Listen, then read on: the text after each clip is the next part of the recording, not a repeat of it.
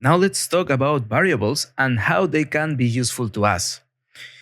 If you just use the things that we have created, the two events, the platform up and the platform down, you will see that the platform down, I mean, it is down, but it could be lower to the ground, right? Also, the platform up, it's going a little bit too up. So we want to fix that.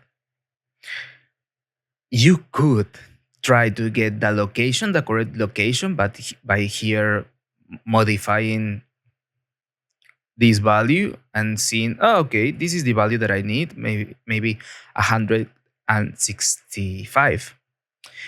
But it's not a good idea because this will mean that with this value I should copy and paste it and put it here, right?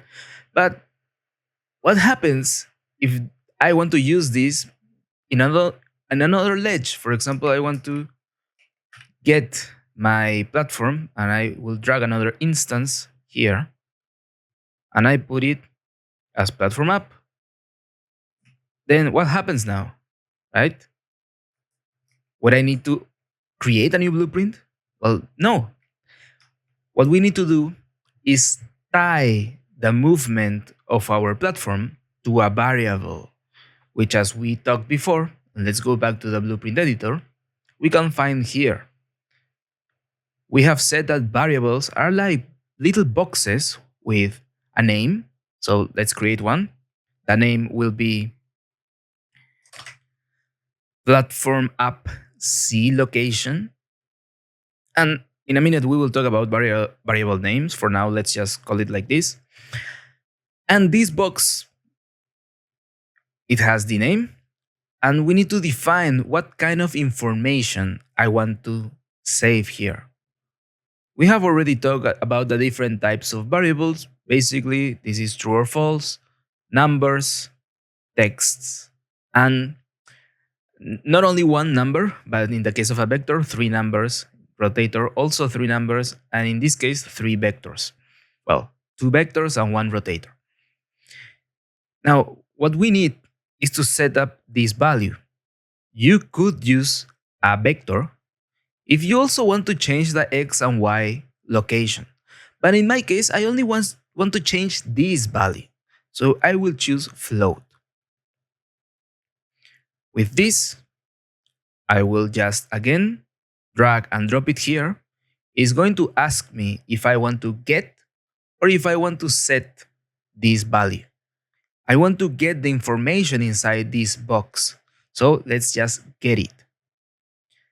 A faster way to do that, if you drag and drop and you hold the control key and you release your mouse, you will get a get.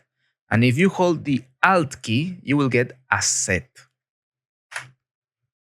Now let's make a little bit of room here. Okay, I want to set this value, but if I try to do this, it's going to convert something. And it's not exactly what you want because this conversion just sends the value that is in here to the x, to the y, and to the z axis, which is not the one thing that we want to do. So I'm going to delete that. I'm going to here right click on the pin, and when you right click on the pin, you will get more things that you can do with it.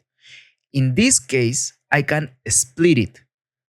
And by splitting a vector, I will get three float values. And now I can connect my platform app C location to the new location Z. We were talking about how the variable is just a box that holds a value. We have its name. By its color, we know that it's a float. And we can also check it here. But what value does it has inside? Okay, if we look to the details panel, the default value, we can set it up here. Right now it says, please compile the blueprint. So let's just compile it. And then we can see that is 0. This, I believe, was 200 we put it. Something like that. And now the default value of this platform C location is 200. Now, if we want to edit this per instance, which is the thing that we want to do here because this is one instance and this is a different instance. So we want here for the value to be lower than for this instance. Well, we can do that. We just need to go to our variable, go to the details panel and look for instance editable. If we check it and save and compile, now in my level, when I click on a blueprint that has something as instance editable, we will find it here. So we have the name of our variable, and now we can set it. Because right now, if I just put platform down and platform up, you will see that, hey, it's not fitting. So we can change, as we were doing like before, like, oh, maybe this is the value that I want, is 150. Okay, let's just copy this. Let's select the blueprint again so we have access to its variables. And here I can change it to the value that I know that is a good one. So if we press platform down and platform up, great. Now it fits. In this other case, let's do the same thing. And let's just increase it to a value that will work for me, which is 350. So let's go back again to the blueprint. Here, platform down, platform up. Oh, I forgot to change this. 350 platform up should now use that value. And I mean, putting a platform here is not that good because there is already a jump pad here, but we're not worrying too much about game design or level design just yet. So now we have two blueprints that have the same variable, but this variable has different values.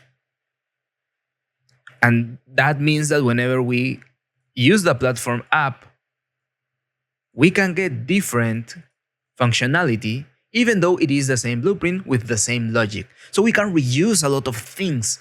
I want you to start thinking about stuff that will and that can use this kind of logic, this kind of technology that will help us in the future. So we don't need to redo a lot of logic. Let's go back to the moving platform, and we should do the same thing for the platform down.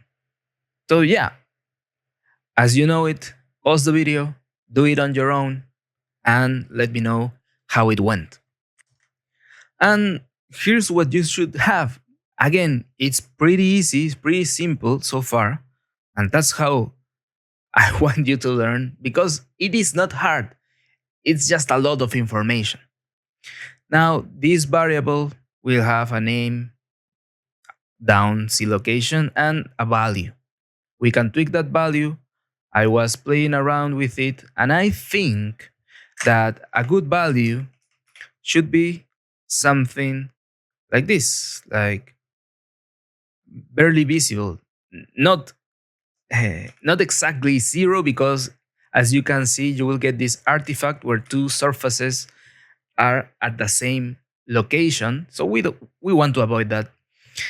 This is minus 40, so that's the value that I will be using for this. Minus 40. Compile and save. And now when we use the, let's select our blueprint again.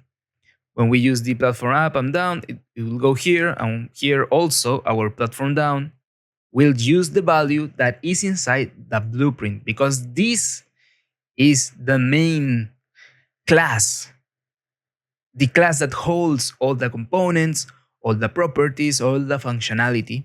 And these are just instances that inherit everything that we're putting in that class. But we can change certain values that we define in each instance. So that's how we are getting different types of behavior. Now, if you are looking here in the default category, it also will be a good idea to change the category of the variables. Here, we can call it platform.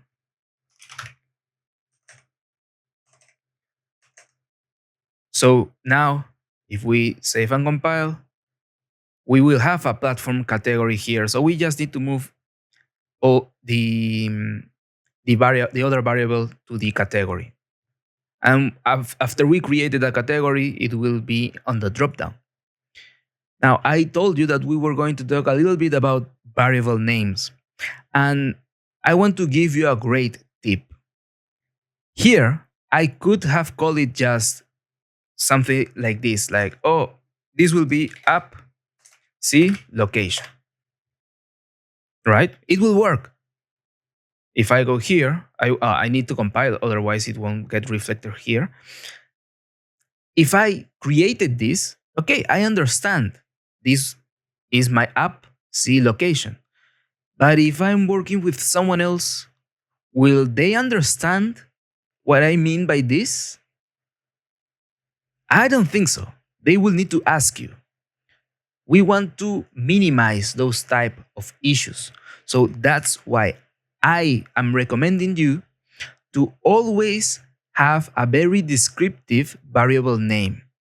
It's preferable to have a huge name than having a super small name that it's not easy to understand, right? And I know if you have used Unreal before, here you can add a description, and that description can tell you exactly what this will mean. And when we save and compile here, and we put our mouse on top of the variable, it will give me the description, right? But why give yourself more work? I mean, if a description is needed, for sure add it. But if you can figure it out by just the name of the variable, that will be easier for everyone. So do take that in consideration.